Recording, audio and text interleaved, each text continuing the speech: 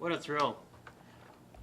I'm Greg Peterson. I'm the president of the Robert H. Jackson Center, and we're in the process of concluding an extraordinary week here in Jamestown, where many of the participants who were with Justice Robert Jackson at the Nuremberg trials came together for a little bit of a reunion and a little bit of a reminiscence about Justice Jackson and what he's meant to not only the law of international justice, but perhaps what his legacy is today. I am thrilled, absolutely thrilled to have as one of the participants, and somebody you'll have a chance to see through this distance learning process, Bernard Meltzer. Mr. Meltzer is a University of Chicago and Harvard Law School graduate, is the Edward H. Levy Distinguished Service Professor of Law Emeritus at the University of Chicago Law School. He's the author of Nuremberg Trial, A Prosecutor's Perspective, which appears in the Journal of Genocide Research. He was a special assistant to the chairman of Securities and Exchange Commission from 1938 to 1940. He served as legal consultant to the National Defense Commission until 1941. He was assistant trial counsel, United States prosecution staff with Justice Jackson at the International War Crimes at Nuremberg. Had an opportunity to present the economics case, which for those who are studying this, a very fascinating portion of the International Military Tribunal case, and also as part and parcel of that, had a chance to interview Hermann Goering, who you students probably have studied as well. His resume is exceedingly long, and I could go on for a long period of time. However, we do have a short period that we got to make sure that they make the flight out of Buffalo today. So without no further ado, Professor Bernard Meltzer. Thank you. Is this working all right? Oh, Yes, both mics are fine. both mics are fine. Well, I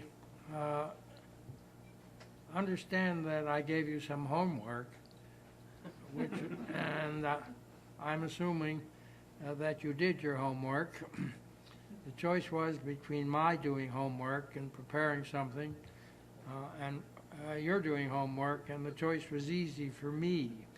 Now, I thought just to refresh your recollection, I would remind you of the basic article which defined the law of the Charter which governed the proceedings of the International Military Tribunal. Article 6 defined the crimes that were to be tried before the tribunal.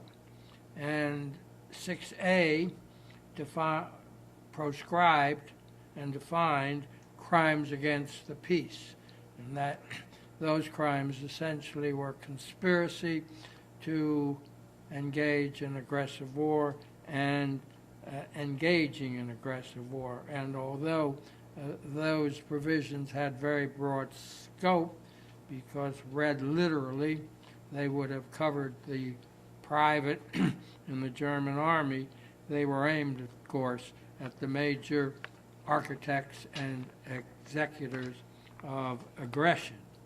Then Article 6B referred to war crimes, and war crimes consisted essentially of violations of the laws of war and the customs of war, and those crimes included, but were not limited to, the lawyers were at work, of course, ill treatment or deportation to slave labor or for any other purpose of civilian populations or in occupied territory, murder or ill treatment of prisoners of war or persons on the seas, killing of hostages, plunder of public or private property, and so on. And then the final category of criminality consisted of the crimes defined in Article 6C, crimes against humanity, murder, extermination, and so on, committed before or during the war or persecutions on political, racial, or religious grounds in execution of or in connection with any crime within the jurisdiction of the tribunal, whether or not in violation of domestic law. So those substantive provisions define the law which was binding on the tribunal. And with that refreshment of your recollection, I am now open to questions, and one of the phrases that help me from time to time is the phrase, "I don't know," and that may be quite evident this morning. Now here at Jamestown, anyone in the second or third row, if you have a question, just simply touch your microphone and that will bring the camera to you. At the other sites, you may follow the same procedure. If we don't see your question or the camera does not come up to you, please just raise your hand and I'll try to see who's asking that question for Professor Meltzer.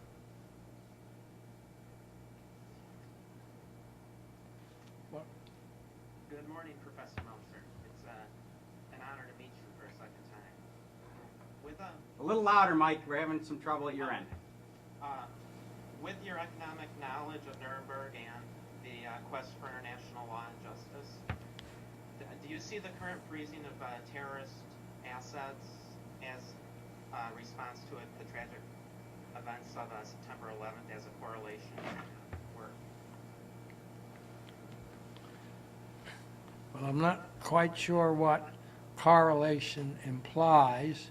If it implies parallel situations, I think it would be useful to keep in mind the distinctions between Nuremberg and the situation involving Osama bin Laden. At Nuremberg, we had fought the war. The Americans had almost all of the potential defendants in custody.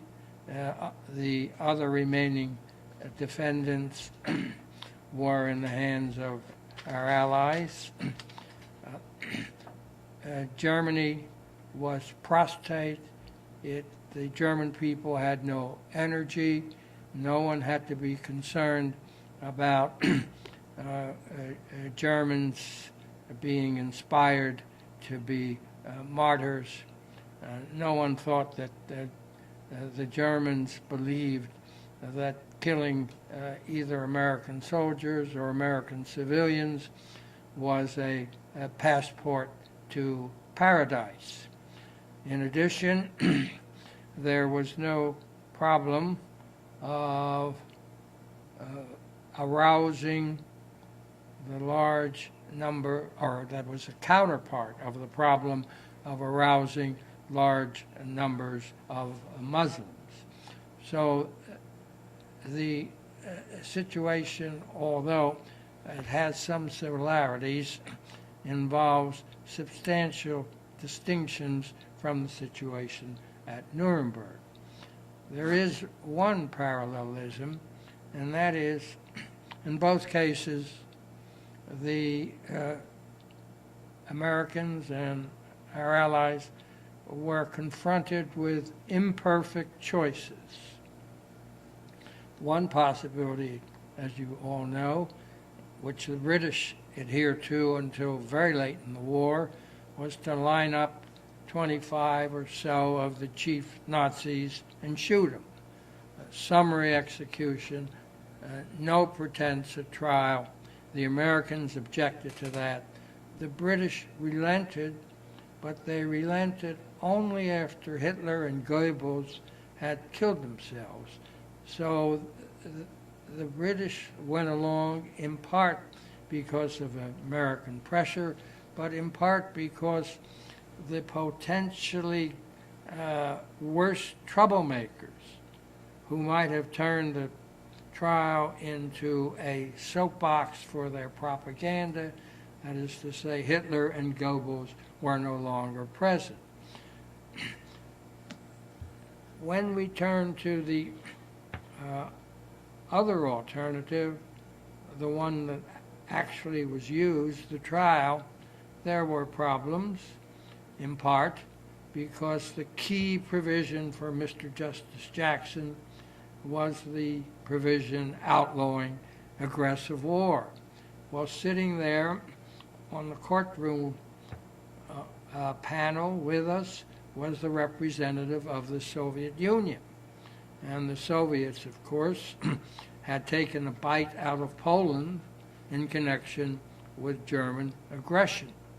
The Soviets had also swallowed up the Baltic states and had invaded Finland. But here was an ally which had suffered enormously and which we hoped would collaborate effectively and peacefully with us in the post-war period. And the question was, should it have a place on the tribunal? And the answer was yes, even though we understood that the Soviet presence compromised, in one sense at least, the tribunal and the provision that outlawed crimes against the peace. Now, with respect to bin Laden, we also have a set of imperfect alternatives, but I think I'm going beyond the scope of the question, so I will stop here and perhaps come back to that point later on. Mike, would you touch your microphone at that end, please? And thank you very much.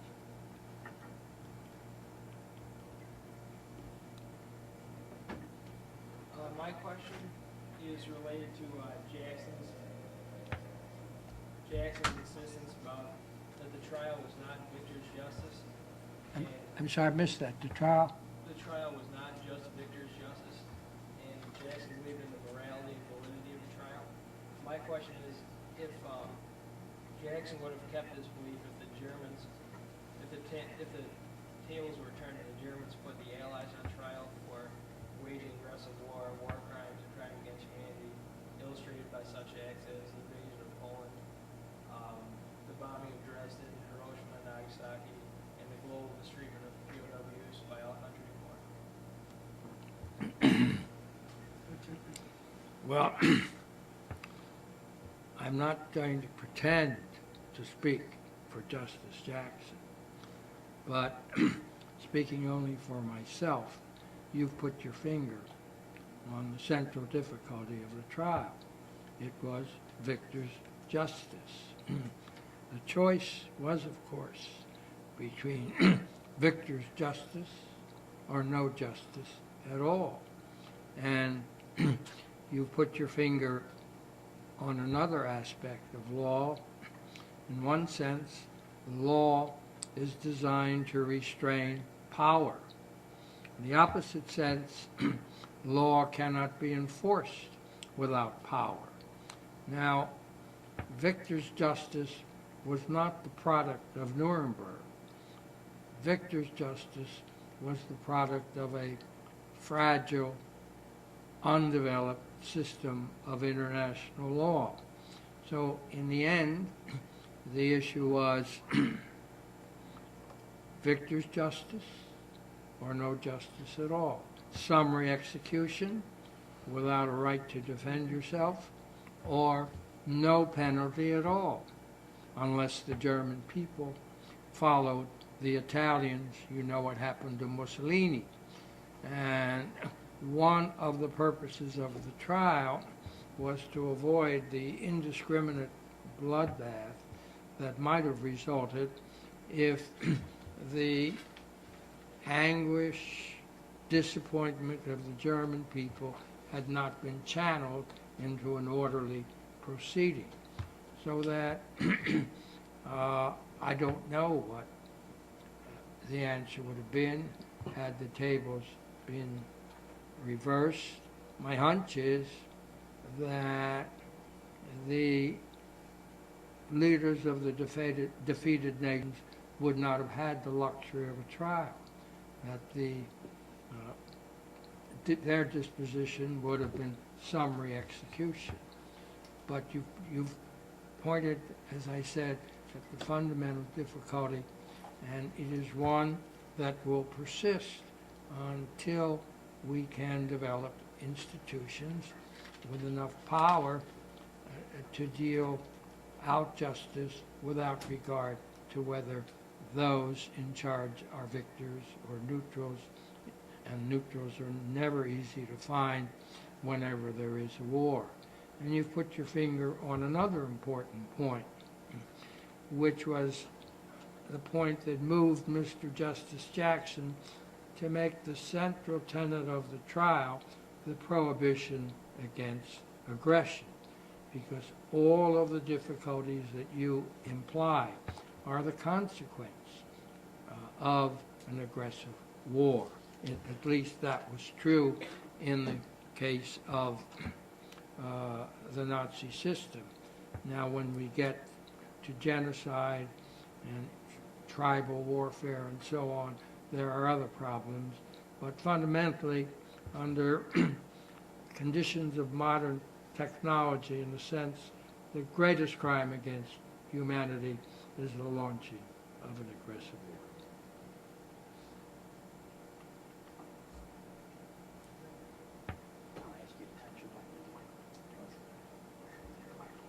Now, Southwestern, you have not had an opportunity to ask a question. Just for the sake of fairness, is there someone who would like to address the professor? Sir. We're having trouble with the sound. We'll have to ask you to speak very loudly into your mic, please. Nazis kept accurate documentations of their activities. Without such clear-cut or detailed documentation, how can we be confident that a fair process is followed in finding and possibly prosecuting terrorists? Did you? Yes, Professor. Without the documentation that was available to us regarding the Nazis, should we arrest these so-called terrorists today, and we don't have documentation, will it be difficult for us to conduct a trial similar to the Nuremberg trial? Well, I don't know what evidence we have, but surely without documentation it will be difficult. If you have a trial, you presuppose the possibility of an acquittal. If you have a genuine trial, not a show trial, I think our alternatives, again, would be imperfect if we captured Osama alive. Now, for me, the happiest conclusion would be if Osama died an honorable death in battle. But if we capture him alive, we have said we would give him justice. And justice, particularly given the precedent of Nuremberg, implies a right to defend himself. So there are risks in a trial. And if Osama should be tried and acquitted, the increment to his prestige and power within the Muslim world would just be increased exponentially. And that is one of the risks. And if we think of the various kinds of trials and various participants, the question is, how do we achieve a fair trial and reduce the risk of a judgment or dissent based not on the evidence, but based on values or political considerations that we would consider irrelevant, indeed illegitimate. And we can speculate about that. As I think I said earlier, the problem of how to handle the defendants was an acute one in connection with Nuremberg, and the British acquiesced in the trial only at a very late date. So I don't know how much time we have to ponder these issues. One issue that I would like to see explored, maybe John has already explored it, is what are the limits of a military tribunal?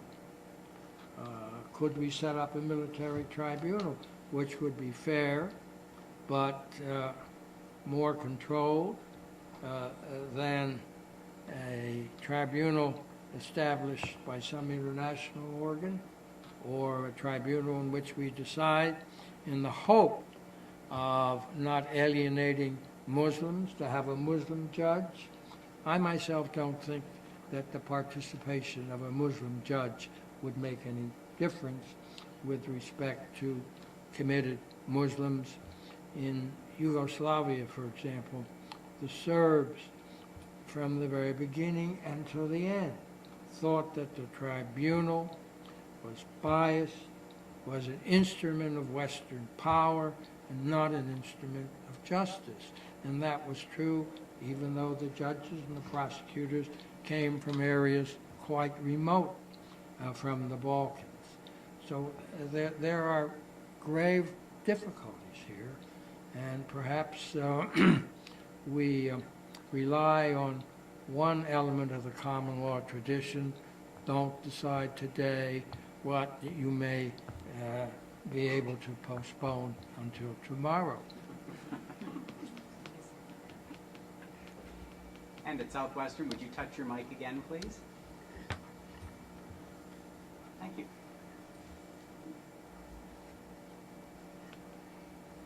Professor Meltzer, should nations use their own courts to try past leaders who have been accused of violations such as crimes against peace or humanity? Well, that's a very general question, divorced from any particular context.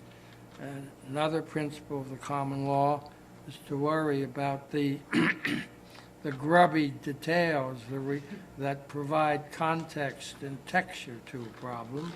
But so I would say, in some cases, yes. In other cases, the domestic institutions are not capable of dealing with the problem. In some cases, neither the existing international institutions or the domestic institutions are capable. In Rwanda, as I understand it, you have 500,000 suspects without a judicial infrastructure, and so some of the Rwandans concerned either with justice or with different values implored the international institutions to help them do the job. But if the national institutions are regular, honest, and competent to do the job, and there is no problem of alienating people who are the concern of the national government, then by all means, I think the national institutions should do the job. But as I indicated earlier, it is difficult to deal with that question as an abstraction because there are so many forces, internal forces, indeed geopolitical forces, that may come into play and help shape an answer to a difficult question in a given set of circumstances.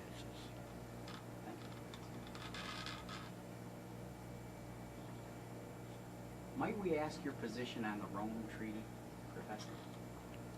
Well, I'm really not an international lawyer. I just happen to be at Nuremberg. You may ask, and I may duck, but my position on the international treaty is that when you deal with issues of the kind that may come to a tribunal, those issues cannot be divorced from politics, and I mean politics in the legitimate sense of the word. So I am sympathetic to the American position that wants the Security Council to have a hand in the inception of prosecutions.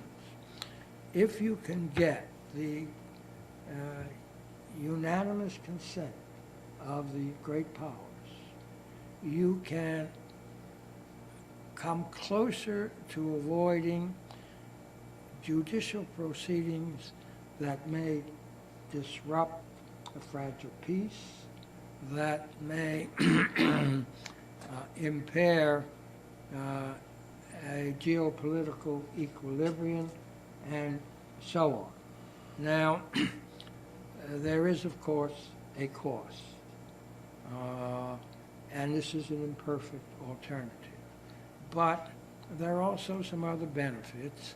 When I say there are legitimate political factors, I want also to emphasize that if you are a prosecutor, you have one function: find the bad guys in the interest of equality, the bad women, and pursue them and bring them to justice. But even in our own system, on some issues, there are legitimate concerns in which the executive, the president, who responds to general political factors, may influence the Department of Justice. Now, I know I'm going against the conventional wisdom. Most people who are at Nuremberg think that the logical next step is an international tribunal, and they're concerned about the Security Council. They do point to the fact,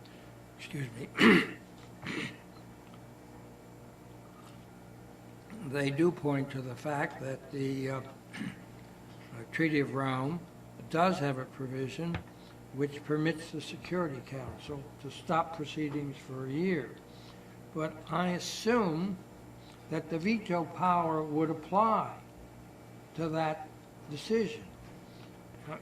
Well, under the American position, the veto power would apply to the institution of proceedings, and the U.S. could stop that. And the U.S., of course, has perhaps the greatest number of soldiers in foreign crimes, and the Pentagon is concerned about unjust accusation in trials. I myself don't think that is the dominant difficulty. I think the dominant difficulty arises from the attempt to divorce legitimate political considerations from an international judicial process.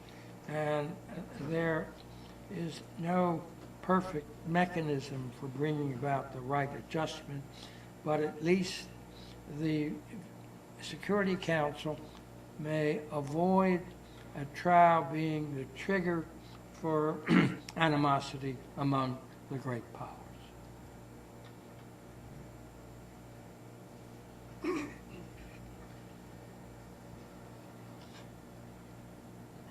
Now, this is confidential. Please don't tell Whitney Harris or Henry about this.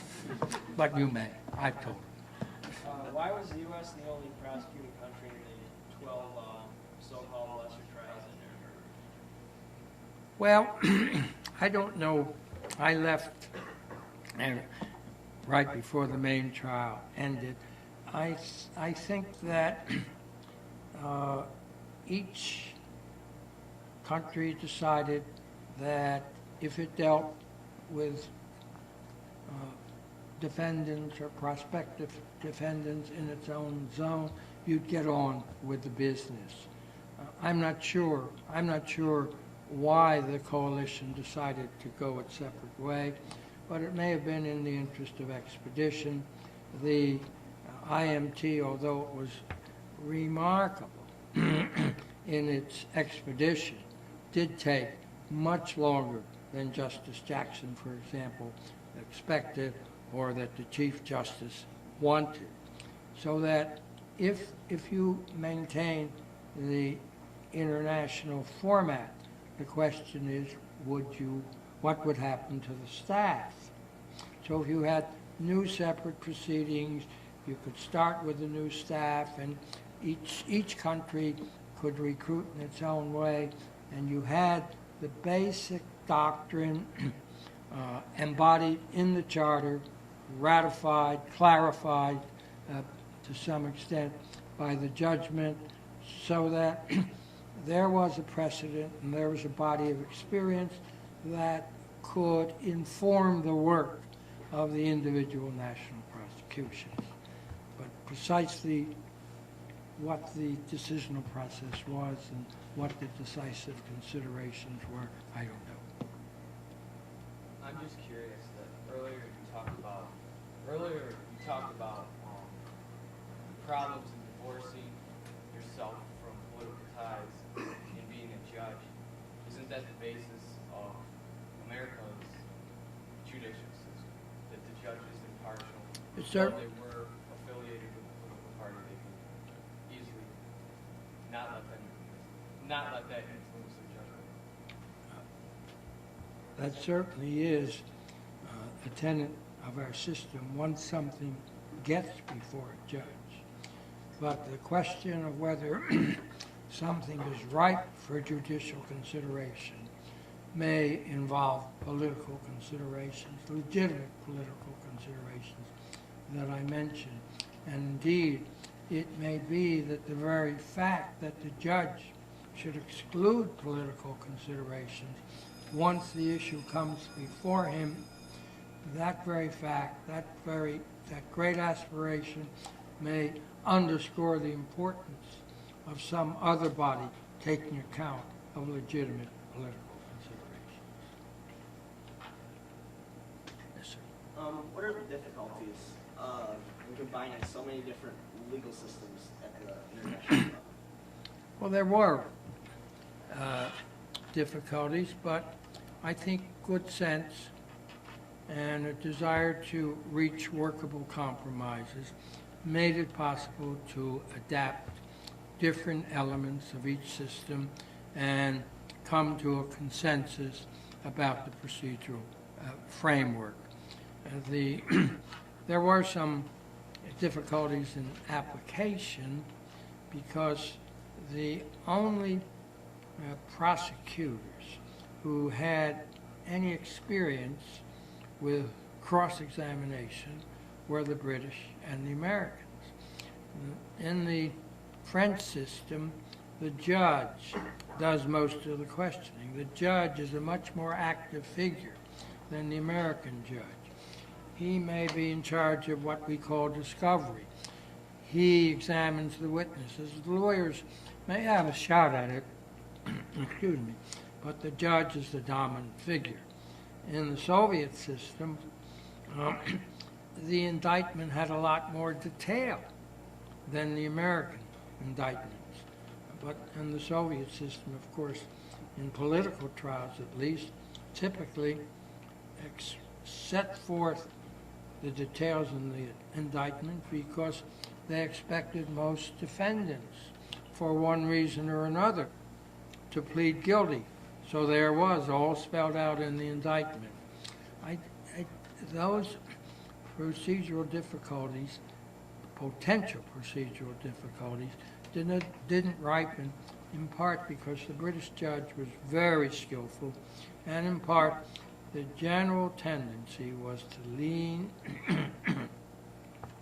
backwards in favor of procedural fairness for the defendants.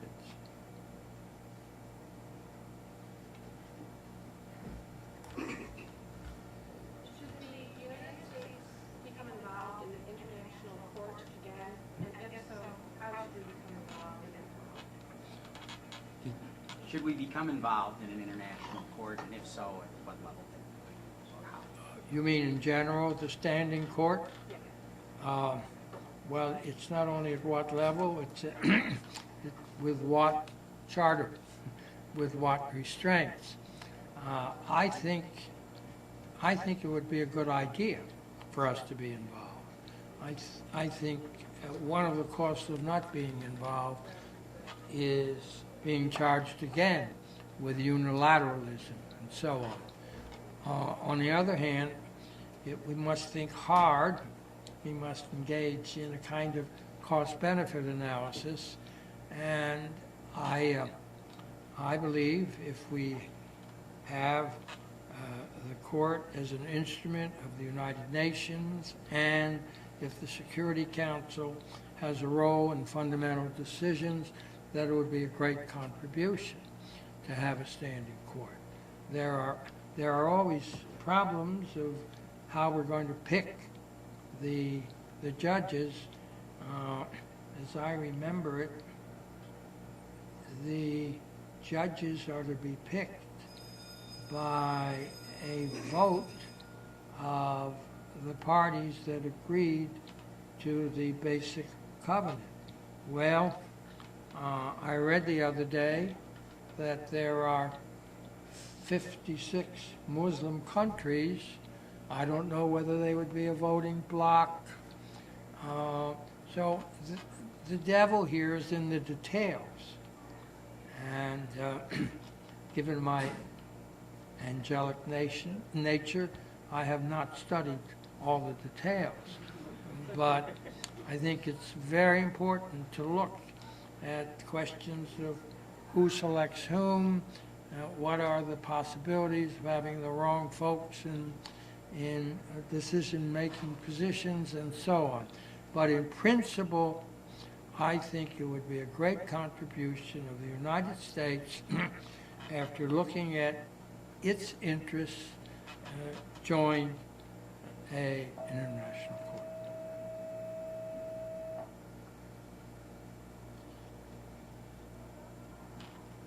Southwestern?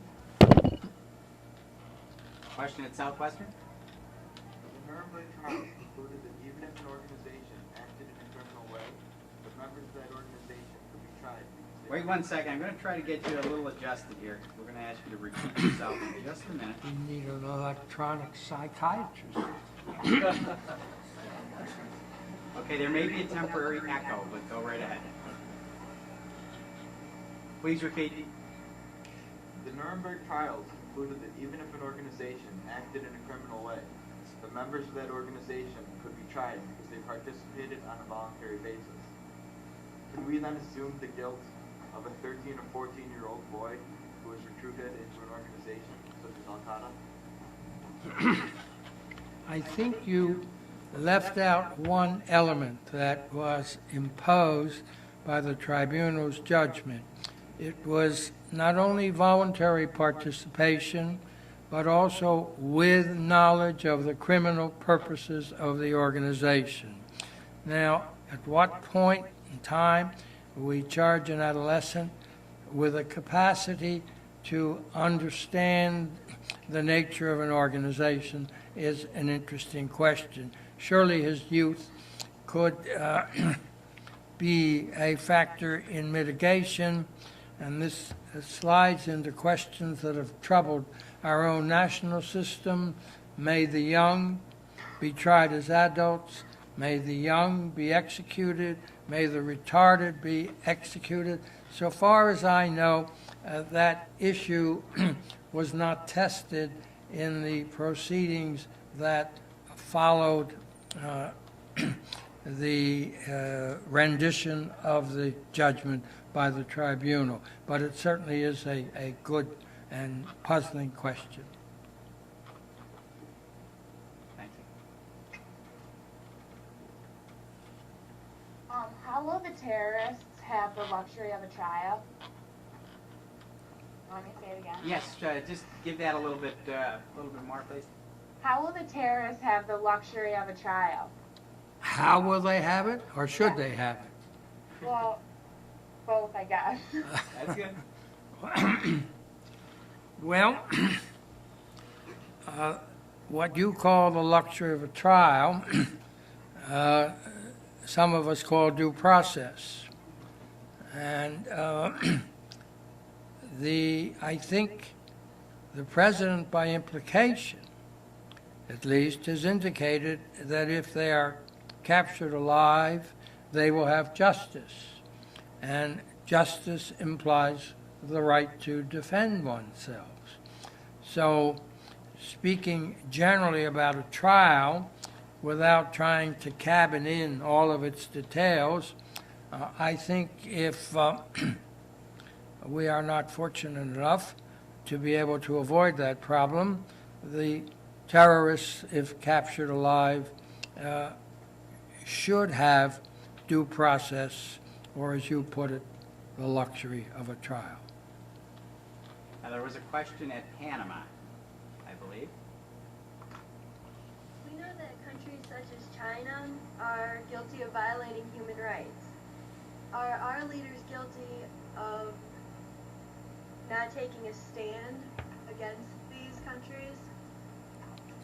Well, we have taken a stand against the violation of human rights, but you've put your finger on one of the great difficulties of achieving equal enforcement of humanitarian law. In order to vindicate all of the humanitarian laws that have been adopted by the nations, when a country like China, we assume, has violated them, what do? Well, we might engage in an economic boycott. With great suffering in China, and when the dislocation of all our young people who like to buy fancy sneakers at not too expensive prices. The other alternative, of course, is war. And the ultimate point that I think you are illustrating is that while justice tries to restrain power, the existence of power is a necessary predicate for the instruments of justice to do their work. And the question of what pressures you exert against a country that is deviating from either our norms or international norms is really a political question of the highest order, and I don't think we can deal with it as simply a question of whether or not we enforce the provisions or achieve the aspirations of humanitarian law. Thank you, Panama. Would you touch your microphone again, please? Thank you. Jessica? Do you feel that those in Nuremberg who pleaded not guilty and were found guilty knew the difference between right and wrong to feel any remorse afterwards? I didn't hear that. Did the gentlemen at Nuremberg that were found guilty, did you feel that they showed remorse at the end? Here again, it depended on which individuals. Speer showed remorse. Hans Frank, who had been Governor General of Poland and I think Attorney General at one time, I'm not sure, said something like this: 1,000 years will not erase the guilt of the Third Reich. I think the military on the whole felt they were being abused. And I don't know about the foreign minister. There are two really related questions. Did they feel remorse and did they show remorse? And obviously we could have a more objective notion of whether they showed remorse, but I saw them only in the dock. There were psychiatrists who dealt with them, and my recollection of their findings was that some of them showed remorse. Certainly Goering was unrepentant to the very end, and Schacht was not found guilty, but he thought one of the greatest abuses was to have put him in the prisoner's dock. So you had a whole variety of reactions depending in part on the role and the actual as distinguished from the admitted knowledge of the defendants concerning the atrocities that were exposed by the evidence at Nuremberg.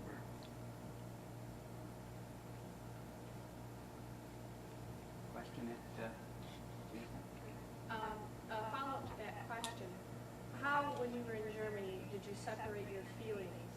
German people and the people you were prosecuting of the Third Reich? Well, several ways. One, we had a strict no fraternization policy, but we saw destruction all around us.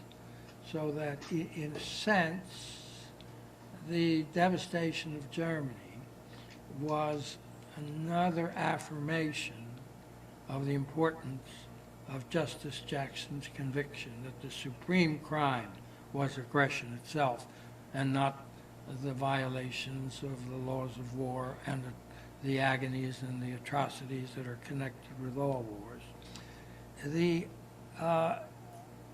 We were quite conscious of the devastation, at least I was. And the other way of separating yourself was just the rhythm of your own work. There were these documents that were flowing in, and they had to be read and organized and so on. And the lawyer's craftsmanship took over. You and your unit had certain things to prove in support of the indictment. The lawyer's question is, how do we prove it? And you became absorbed in that professional task, and that shut out a good many of the concerns that you had initially. And those concerns were many. I've said to some of our other friends here, my first shock when I came to Nuremberg and had a meal was when somebody said, in reply to my question, well, you tipped the waiter 3 cigarettes. Cigarettes became the coin of the realm. And you are shocked by it initially. In a week, you are used to the new currency. So in time, you get used to the devastation, sites of devastation. And on the other hand, you are being reminded each day by the documents and the photos that flow in. You are reminded of what the representatives of these people, although you were not indicting the people, what those representatives did to civilization in Europe, outside of Germany, and indeed in Germany itself. So all those things have operated to have you concentrate on your professional job. There's approximately 5 minutes left in the broadcast, and should we go off abruptly, I just wanted to let everyone know that that was scheduled to happen. We're ready for our next question. Sir. Regarding the actual executions at Nuremberg, I know many of the Nazi officials were quite incensed by the fact that they didn't get a choice between being shot by a firing squad or being hung. And I know they felt the military way to go would be shot by a firing squad. Exactly. Do you think they should have had that option? You're appealing from the tribunal to me, is that it? I'm just asking here. Well, I think you have to put yourself back into the context. There are 50 million people or so died as a consequence of the war. The people of the occupied territory thought that capital punishment, even by hanging, was too mild a penalty, that there should have been torture before death.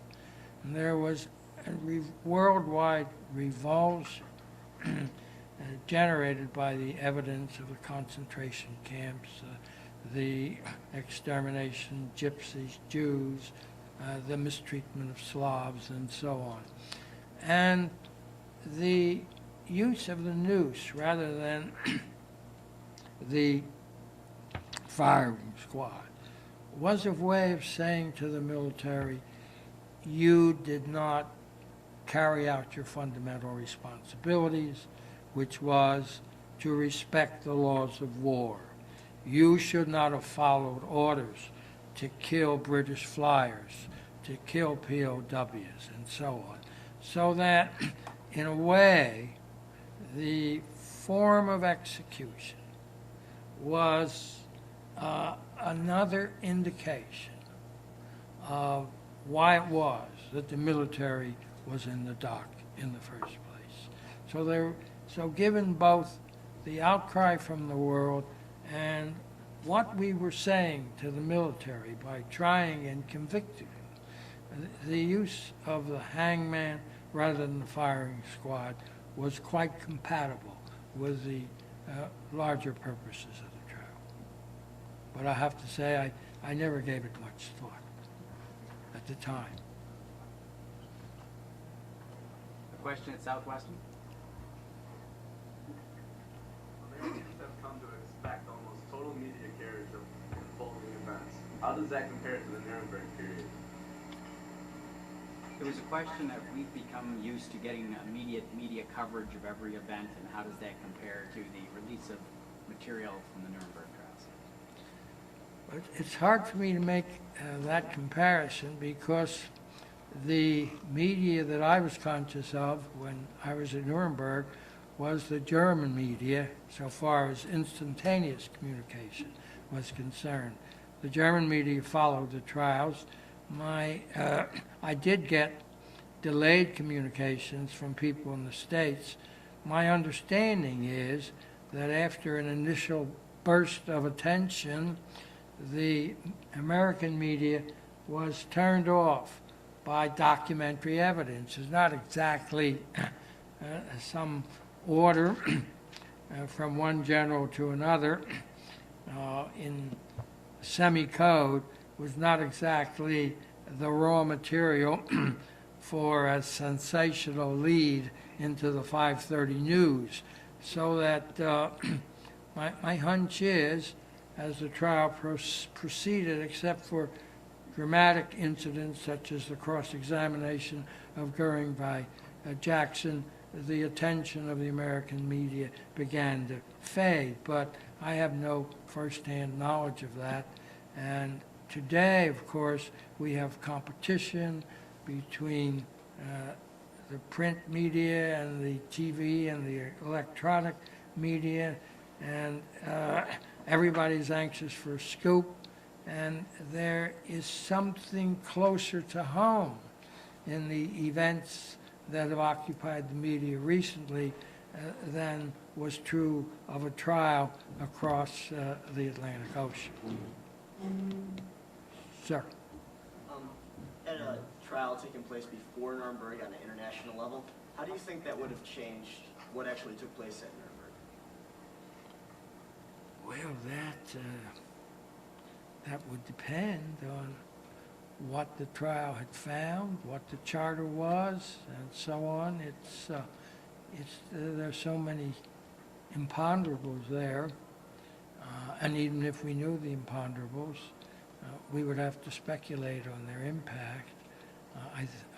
It's an interesting question about the role of precedent and so on, and whether an earlier precedent is distinguishable by the facts of a new situation. But I think it's very hard for me on that abstract level to deal with the question in greater detail. Now, we had two questions that came up simultaneously. I have one at Panama, and then I have one in the back here at Jamestown. So let's go to Panama, please.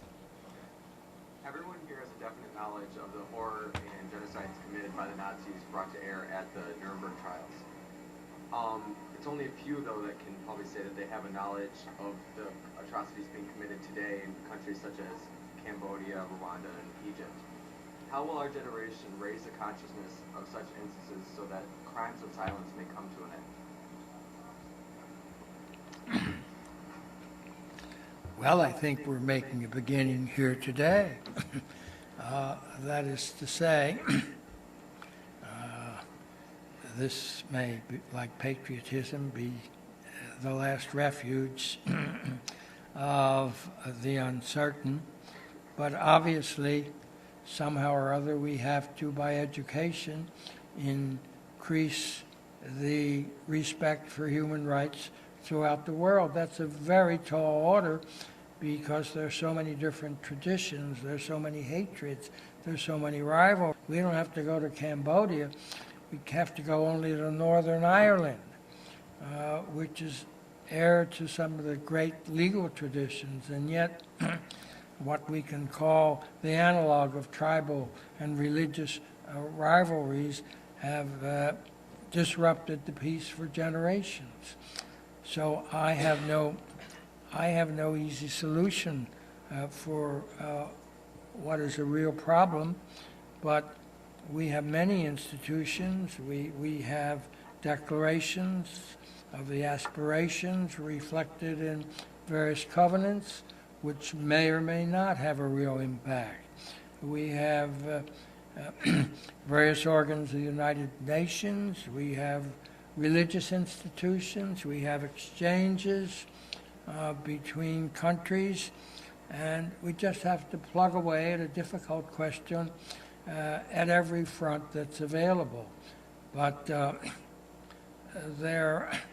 we know throughout our long history, there are many problems, the solution to which still eludes us.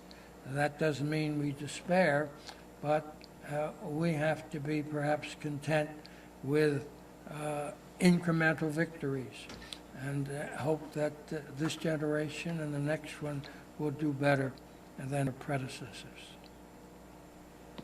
Elise, I believe you had a question. You're at Jamestown. I'll ask Panama to press their microphone, please. If Hitler would have lived, how would he have been prosecuted? If Hitler had lived, how might he have been prosecuted? Oh, I think he would have been the key defendant. And then I think we would have gotten more press coverage. Yes, indeed. Would it have caused a nightmare, Professor, had he gone?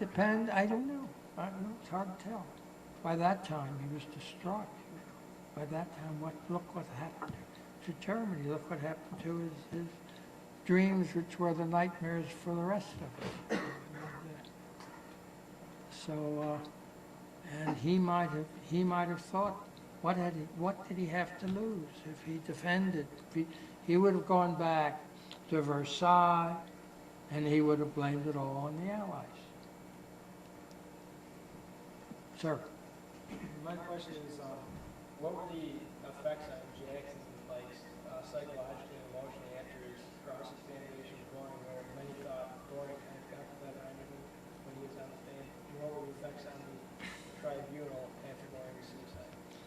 Well, of course, I would have to speculate. It was not, as you imply, one of Jackson's best days, but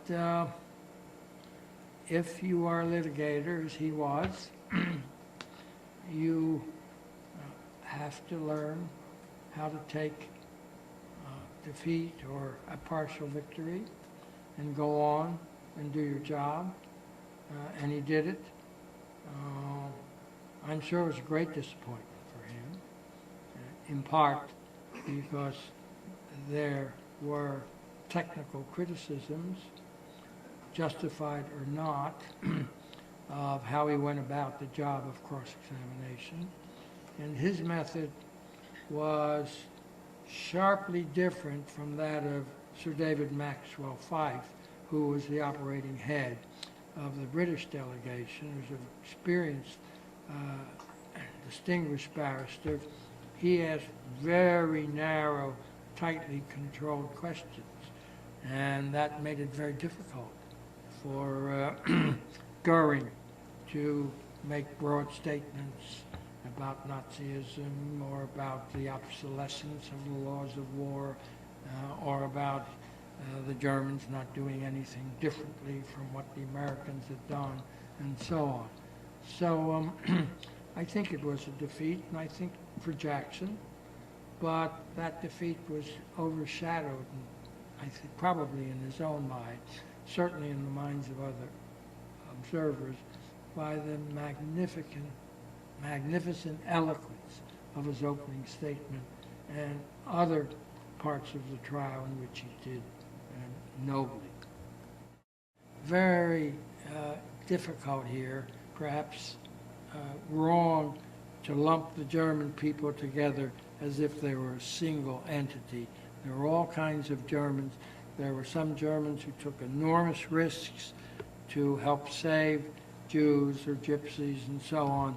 Some that gloried in the Nazi attack on minorities, and there's some folks, of course, have condemned the German people as if they were a single entity. Mr. Goldhagen's book has taken that position, and he has been met with a considerable amount of criticism. The one thing that Justice Jackson tried to do was to make it clear we were not indicting the entire German people. He understood that thugs had taken over the government, and it took a lot of courage to resist. There were some resistors, but most Germans went along as best they could. Thank you, Professor. I'd like to take a moment to show Professor Meltzer our gratitude for his attendance today with a round of applause. If you so